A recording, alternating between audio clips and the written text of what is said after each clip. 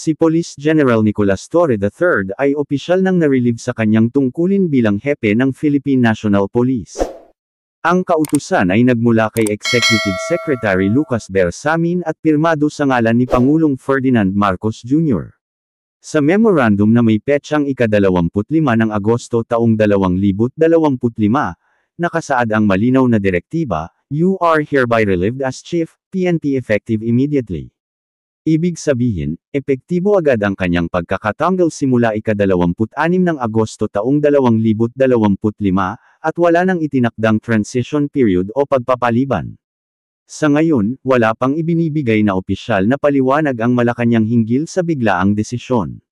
Subalit ayon sa mga ulat, posibleng may kinalaman ito sa isang kontrobersyal na reshuffle ng 13 senior police officials na isinagawa ni Torre kamakailan. Ang naturang galaw ay hindi umano nagustuhan ng Department of the Interior and Local Government, lalo na ni Secretary John De Cremula, gayon din ng National Police Commission. Si Torre ay itinalaga bilang PNP Chief noong ika-2 ng Hunyo taong 2025, at umabot lamang ng mahigit 2 buwan ang kanyang panunungkulan.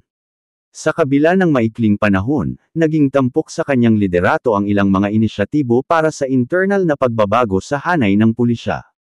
Gayunman, nagdulot din ito ng tensyon sa loob ng organisasyon at sa ugnayan nito sa DILG. Ngayon, usap-usapan na ang posibleng kahalili ni Torre bilang pinuno ng PNP. Pinakamatunog sa mga pangalan si Police Lieutenant General Jose Melencio Nartates Jr., na isa sa pinakamataas na opisyal sa hanay at itinuturing na malapit sa kasalukuyang administrasyon.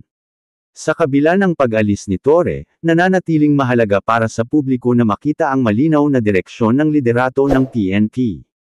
Lalo na ngayon na patuloy ang hamon ng bansa pagdating sa seguridad, kapayapaan, at pagtitiwala ng taumbayan sa kapulisan.